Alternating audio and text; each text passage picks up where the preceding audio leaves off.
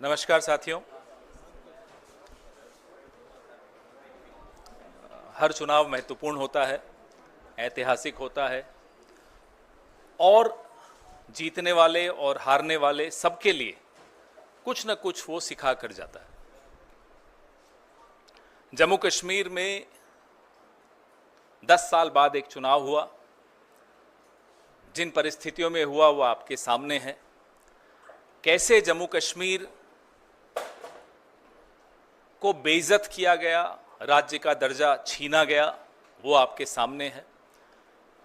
और कैसे केंद्र सरकार ने रूल बाय प्रॉक्सी अपने लेफ्टिनेंट गवर्नर के माध्यम से किस तरह से जम्मू कश्मीर में भ्रष्टाचार, कैसे वहाँ के स्थानीय नागरिकों की न सुरक्षा का ध्यान रखा, न रोजगार का ध्यान रखा।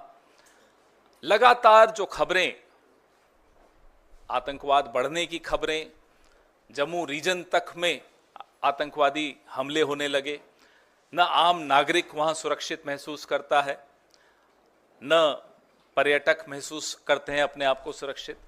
कश्मीरी पंडितों से जो वादे किए गए वो बिल्कुल भुला दिए गए पिछले 10 साल में।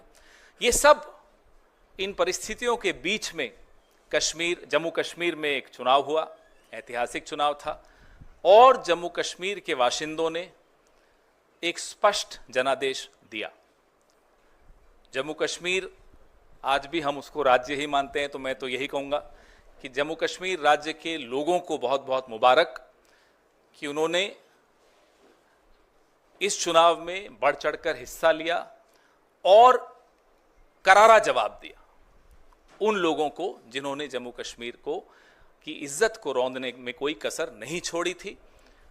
जैसा कि आप सब जानते हैं, पूर्ण राज्य का दर्जा छीनकर यूनियन टेरिटरी बनाना अपने आप में अप्रत्याशित था।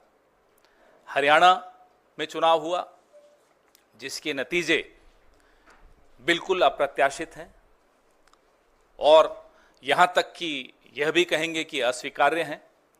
जिस तरह की शिकायतें लगातार आ रही हैं, अभी हम जयराम रमेश जी और मैं जिस कमरे में बैठे थे वहां भी लगातार शिकायतें, हमारे नारनौल के कैंडिडेट राव नरेंद्र सिंह हो गए या पानीपत के कैंडिडेट हो गए, 3 जिलों से, हिसार, महेंद्रगढ़, पानीपत, यहां से लगातार शिकायतें आ रही कि कैसे बैटरीज जो मशीन की थी वो 99% थी और जिन मशीनों की बैटरीज 99% थी उन मशीनों में नतीजा एक आया, हमें हराने वाला नतीजा आया, और जो मशीनें नहीं, जिनको छेड़ा गया, जिनकी बैटरी 60-70% जो स्वाभाविक है होनी चाहिए थी, उसमें हम जीत रहे हैं हमारे कैंडिडेट। तो हम ये सारी शिकायतें इकट्ठी कर रहे हैं। हमारे कैंडिडेट्स ने वहाँ रिटर्निंग ऑफिसर्स को शिकायतें दी हैं और दे रहे हैं अभी, लेकिन आने वाले कुछ दिनों में ये सारी शिकायतें लेकर हम चुनाव आयोग में जल्दी ही जाएंगे और अपनी शिकायत वहां दर्ज कराएंगे। इस तरह का नतीजा कहीं भी धरातल पे नहीं दिख रहा था। आप लोग भी गए, हम लोग भी गए, सब घूम रहे थे। कोई ये नहीं मान सकता कि हरियाणा में इस तरह का अप्रत्याशित नतीजा आएगा। हम सब अचंभित हैं। ये अगर एक लाइन में इसको कहा जाए तो ये तंत्र की जीत है और लोकतंत्र की हार है। हम इसे स्वीकार नहीं कर सकते।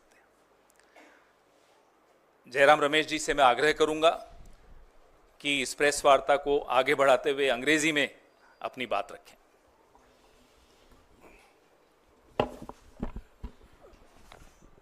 मैं सिर्फ ये बात कहूँगा कि जम्मू और कश्मीर के जनता ने स्पष्ट जनादेश दिया है नेशनल कॉन्फ्रेंस और इंडियन नेशनल कांग्रेस के गठबंधन को। भारी बहुमत से उनको जिताया है। सरकार बनेगी, साझा कार्यक्रम होगा और पूरा प्रयास किया जाएगा। हम पीछे नहीं हटेंगे। इस गठबंधन सरकार की प्राथमिकता यूटी को फिर से पूरे राज्य का दर्जा मिलना ज़रूरी है और यही प्राथमिकता होगी। और भी मुद्दे हैं, विकास से जुड़े हुए मुद्दे हैं। साझा कार्यक्रम, दोनों पार्टियों के मैनिफेस्टो भी है, साझा कार्यक्रम भी तैयार किया जाएगा और एक पारदर्शिता से जवाबदेही और संवेदनशील सरकार एक गठबंधन जम्मू और कश्मीर की जनता को देगी। हरियाणा के संदर्भ में हमने चुनाव आयोग से आज दोपहर से लगातार शिकायत कर रहे हैं, उनसे जवाब भी आया है, उस जवाब का जवाब भी मैं दे रहा हूं और उसके बाद भी 3 या 4 जिलों से बड़े गंभीर शिकायत आए हैं। वो सब कल या परसों हम चुनाव आयोग के सामने पेश करेंगे। पर मैं फिर से दोहराना चाहता हूं, हरियाणा के चुनाव के नतीजे अप्रत्याशित हैं, आश्चर्यजनक हैं और इसको हम स्वीकार नहीं कर सकते, क्योंकि ये लोकतंत्र की हार हुई है और तंत्र की जीत हुई है। इसके ऊपर मैं आज कुछ नहीं कहूँगा। जब हम सारे शिकायत इकट्ठा करके चुनाव आयोग से समय मांगेंगे, हम उम्मीद करते हैं कि वो समय हमें मिलेगा।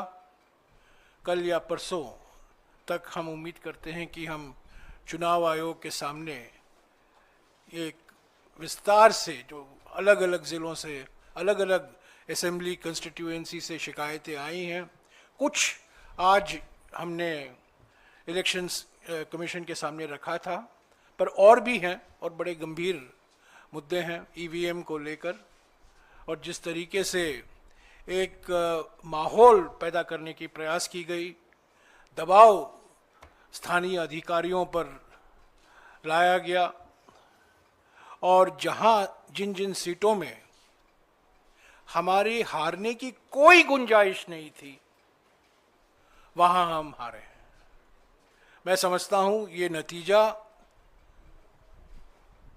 लोक भावना के खिलाफ है, जो जमीनी हकीकत है और सभी ने ये हकीकत को महसूस किया है।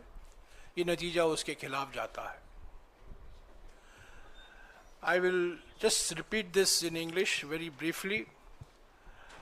The people of Jammu and Kashmir have given a clear, decisive, convincing mandate to the National Conference, Indian National Congress Alliance. The priority for the alliance government will be the restoration of full statehood for the Union Territory of Jammu and Kashmir.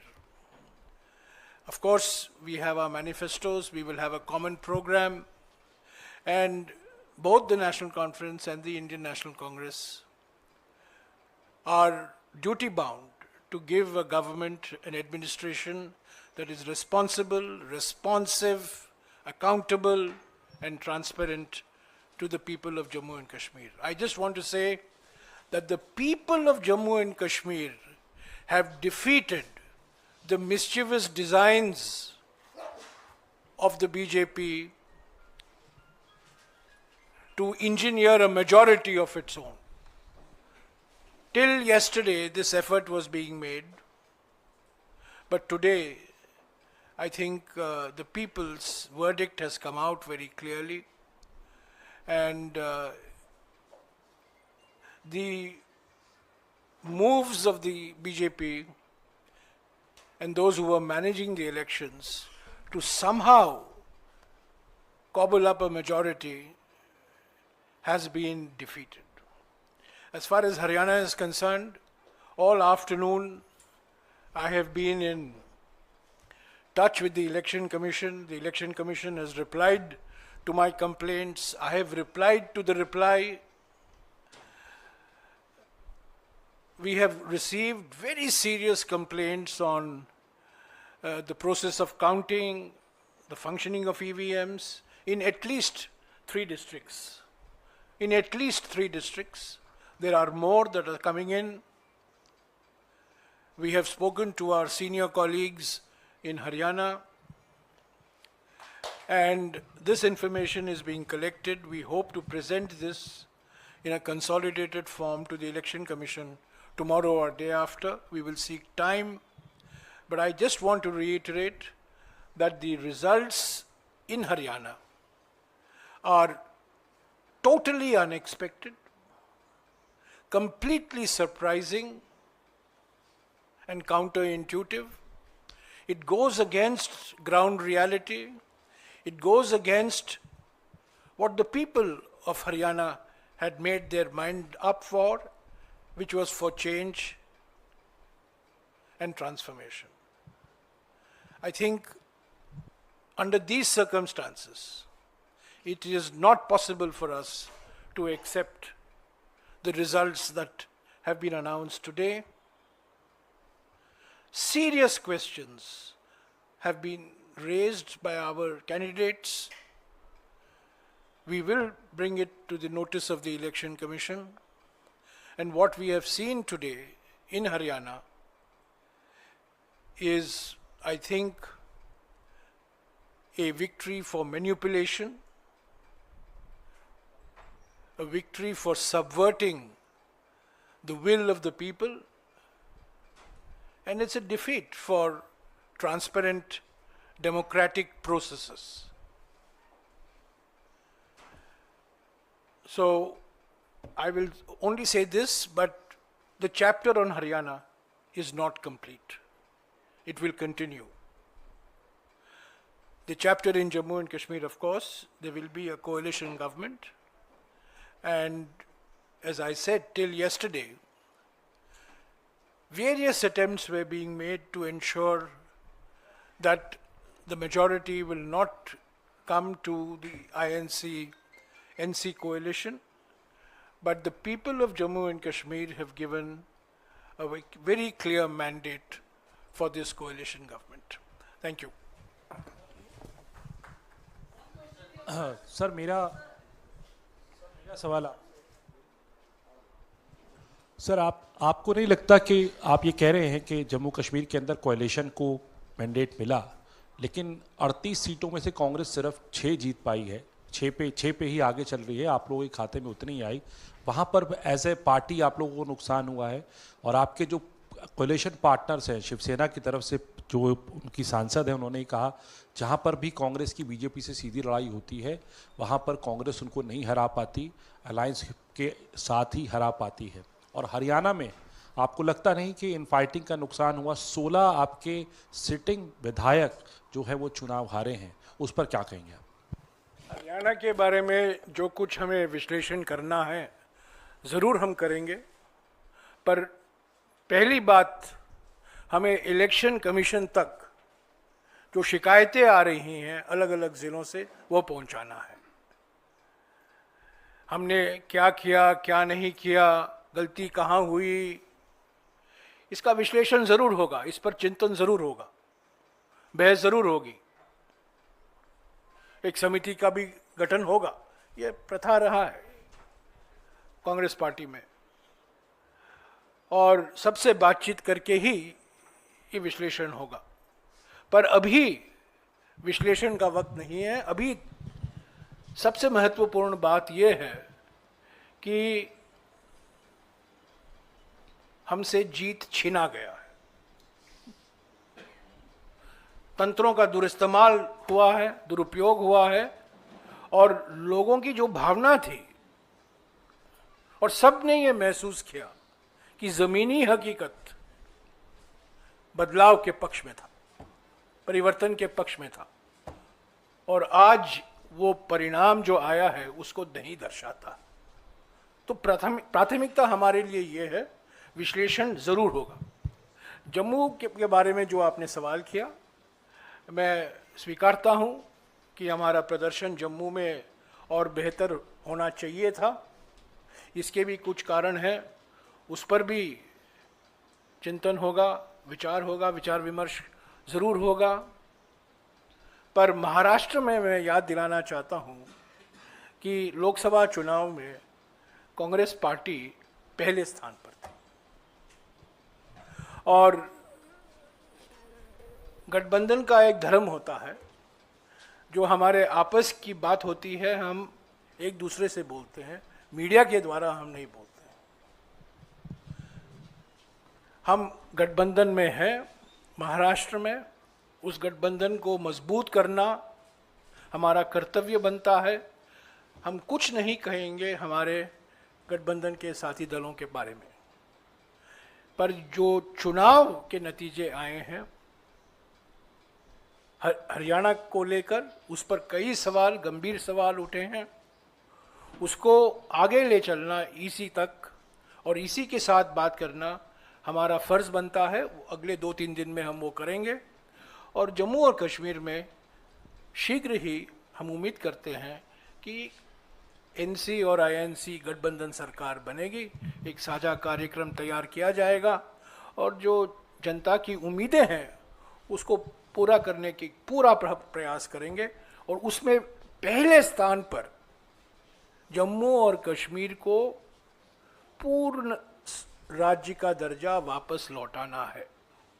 इसके लिए NC भी वचनबद्ध है और Indian national Congress भी वचनबद्ध है। हाँ, इधर पवन ने जो कहा कि जम्मू कश्मीर में जो जो आपने फैक्टर्स गिनाए वो सब सही थे, उसके बावजूद एक लग रहा था कि आपकी clear road ahead to victory है जम्मू में, जहां पर बीजेपी बहुत डाउन एंड आउट थी।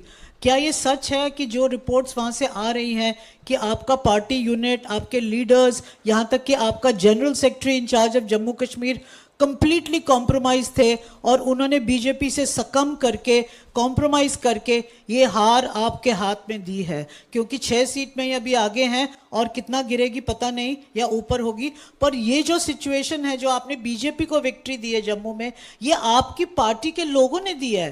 क्या इसे आप एग्री करेंगे? जैसा कि मैंने कहा, जीतें या हारें उस पर तुरंत प्रतिक्रिया देना ना केवल गलत होता है, वो प्रतिक्रिया सही भी नहीं होती। बिना विश्लेषण के, बिना सबसे इनपुट लिए, बिना सब कार्यकर्ताओं से बैठक करके उनके विचार जाने, मैं नहीं मानता कि इस तरह की किसी प्रतिक्रिया पर हम कोई मोहर लगा सकते हैं। सर, अरे पूछ लीजिए।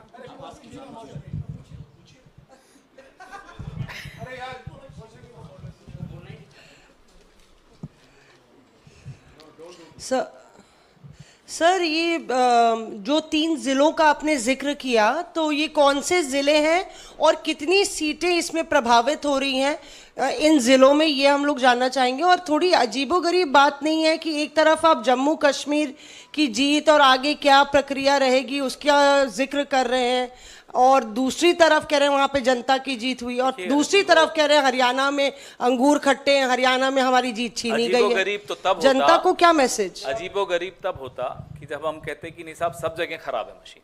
हम पूरे हरियाणा के लिए भी नहीं कह रहे कि सब जगह खराब है।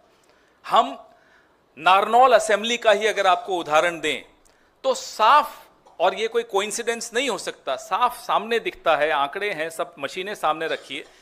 जिन मशीनों के यूनिट की बैटरी 99% है वो मशीनें हमें हरा रही हैं।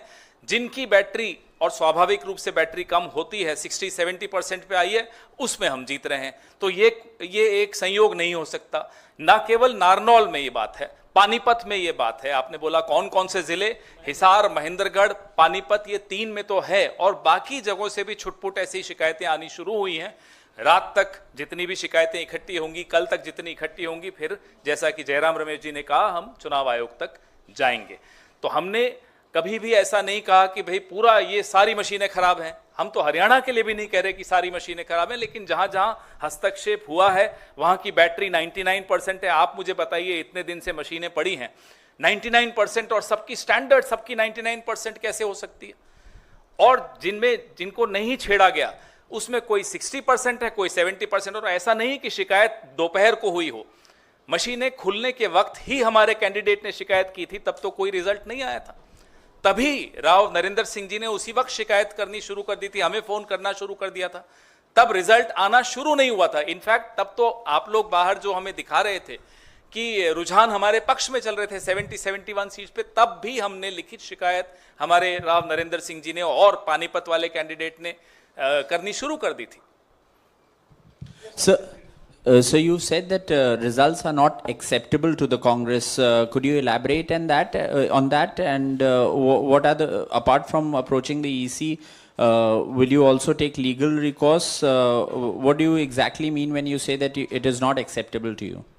वेल इन रिस्पॉन्स टू जो मौसमी ने सवाल किया था कितने सीटों का सवाल है, हमारा अनुमान है कि 12-14 सीटें ऐसे हैं जहां गंभीर, इससे भी ज़्यादा हो सकती हैं, पर पहला लिस्ट जो हमने तैयार किया है 12 या 14 सीटें ऐसे हैं जहां गंभीर सवाल उठाए गए हैं उम्मीदवारों द्वारा। तो ये कल ही बता पाएंगे फाइनल कितने सीटें हैं, पर आज मैं बता सकता हूं 12 से 14 सीटें पर गंभीर सवाल उठते हैं। The reason why we are not accepting it is because not only is it surprising, not only is it unexpected, but there are serious issues that have been raised on the integrity of the counting process, of the functioning of the EVMs in at least 4 districts, as my colleague has already identified, in which about 12 to 14 constituencies are involved. It could be more. We will have the final list tomorrow. We'll share it with you. We will be going to the Election Commission. Election Commission is our first stop. We have to go to the Election Commission. It's a constitutional body. It's an independent body. We expect it to function constitutionally and independently. And so we will be seeking time from them. We hope to get time from them. We hope to submit our list of detailed complaints to them. And then afterwards, whatever is required to be done will be done. But as of today, we cannot accept the fact that the results reflect the proper functioning of our democratic system. There are serious questions on the integrity of the instruments of the system, namely the EVM, and also the extraordinary pressure that has been brought to bear on local administration officials. Remember, Haryana has been a double-engine government, so it's a double-engine pressure. It's a pressure from the state government and a pressure from the union government as well. So there was an environment in which people have lost by 200 votes, 300 votes, 50 votes. People who were leading, who had healthy leading margins, have ended up losing by 100, 200, 250 votes. This can be explained only by manipulation and pressure.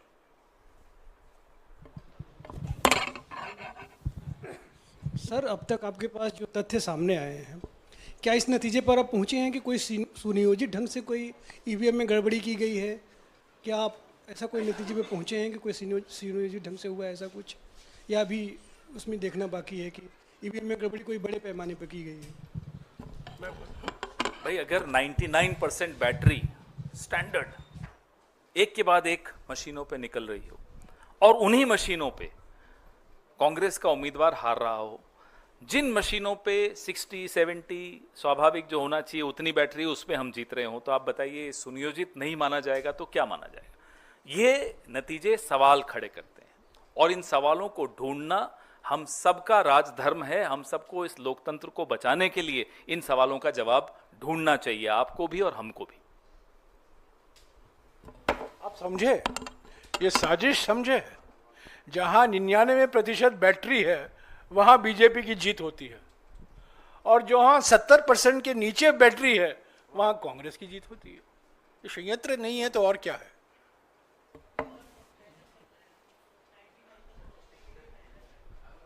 हाँ जी, 2 राज्यों के चुनाव हो जाने के बाद नहीं, अभी इन 2 राज्यों तक ही सीमित रखेगा। नहीं, 2 राज्यों के बाद मैं उसी पे सवाल कर रहा हूँ। 2 राज्यों के चुनाव हो जाने के बाद परिणाम भी आ गए हैं, तो ईवीएम को लेकर के क्या मत हैं आपके? यही तो बात कर रहे हैं हम लोग। चलिए, और कोई सवाल? हाँ जी,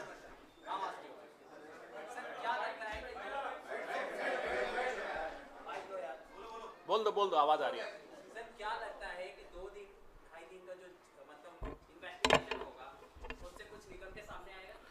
हमारा जो काम है और जो कर्तव्य है, चुनाव आयोग के दरवाजे पे दस्तक देना और तेज दस्तक देना ताकि आवाज़ आप सब तक पहुंचे, और उसके बाद जिम्मेदारी चुनाव आयोग की है इस लोकतंत्र को जीवित रखने की।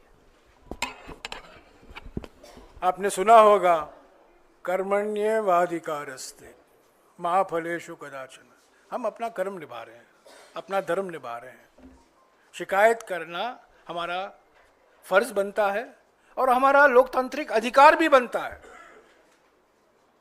जो हमने देखा है 99% बैटरी, 65% बैटरी, ये सब मैं समझता हूँ काफ़ी आश्चर्यजनक बातें निकल कर आई हैं हरियाणा के चुनाव के संदर्भ में। और मैं फिर दोहराना चाहता हूँ, ये आश्चर्यजनक नतीजे हैं, अप्रत्याशित नतीजे हैं और लोगों की भावना के खिलाफ ये नतीजे हैं। जो माहौल था, जो ज़मीनी हकीकत था, उस माहौल के खिलाफ है। मैं समझता हूँ बीजेपी भी नहीं उम्मीद करती थी कि वो हरियाणा जीतने वाले हैं। जितवाया गया, जीते नहीं है, जितवाया गया। हाँ,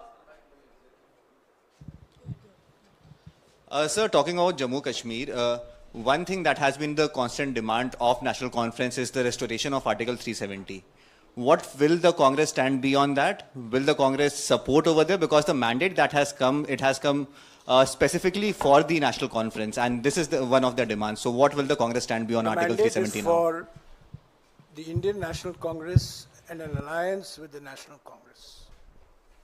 The political atmosphere in J&K was transformed after the Bharat Jodo Yatra.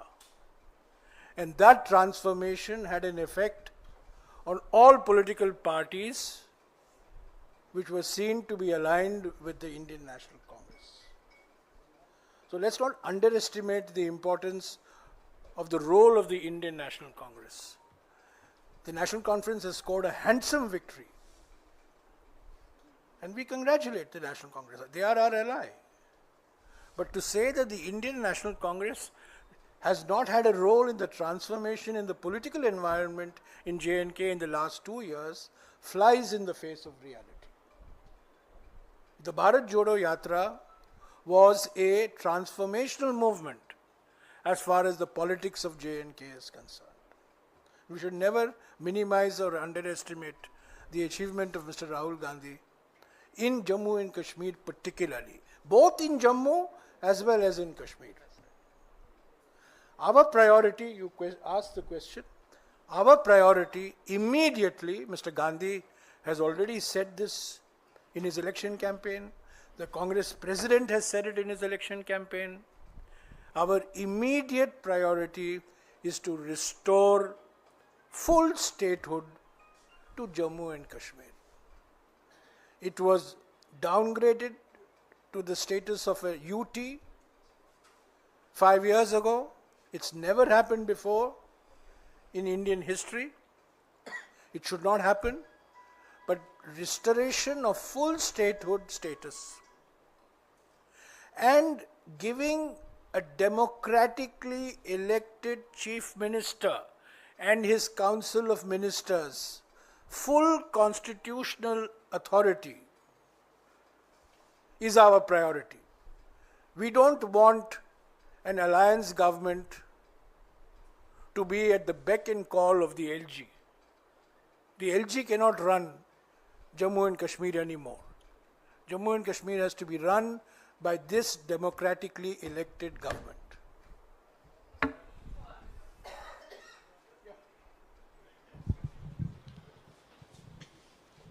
Sir, that the Congress candidate from Jeend, his name is Bijender Singh, we just got his bite and he's stating he's lost the election by 32 votes. You were mentioning that a lot of elections have been lost in very thin margins. And while you also spoke about the foul play, he has said that this defeat is because of the independent candidate cutting his share.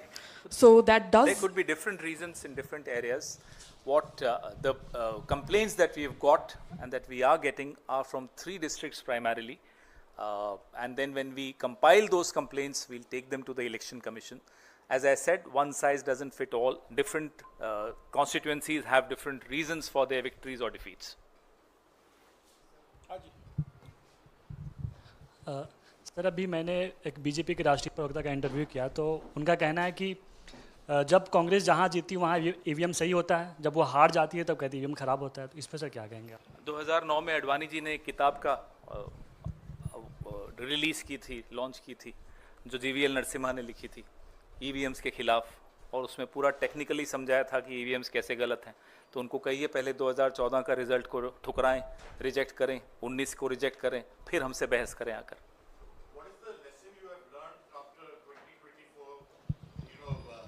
Lok Sabha elections, the fact that the Congress did reasonably well, and now having all eggs in one basket, allowing infighting to take place, and are not really reading the writing on the wall that you have to have a house in order. If there was any lesson that was learned in 2024 was for Congress to be united and fight together. What was the reason? Because we saw Selja speaking out, we saw Huda there. Could you kindly explain to us why the Congress has shot itself on its foot? The writing on the wall was the Congress will come back to power. That was the writing on the wall. That has been deliberately erased. The writing on the wall was very, very clear to anybody who was willing to read the writing on the wall. Why did it happen? But there are people who are experts in replacing walls. They just replace the wall. Or machines. Or machine, in this case, machine. So I have already explained, I don't think you were there when I was explaining, that as far as the results are concerned, Haryana result, our first priority is to collate, consolidate all the complaints that have come from candidates from the 3 districts today. There will be other complaints, and we hope to submit this to the Election Commission tomorrow evening or day after. That is our immediate priority. Simultaneously, of course, we will sit and introspect why the result went the way it did. It was everybody's expectation that the Congress would win comfortably in Haryana. I think all I can say is that the Congress has been made to lose. Congress has not lost. Congress has been made to lose in Haryana. And you have not heard the last of the Haryana result.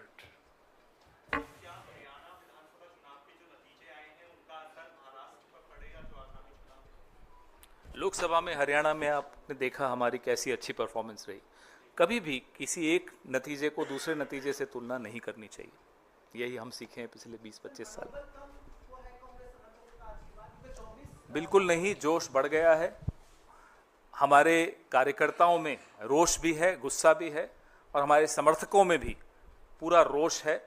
अगर कोई ये सोच लेता है कि हमारे हाथ से जीत छीन सकता है, तो आने वाले चुनाव में उसको जवाब मिलेगा। Thank you.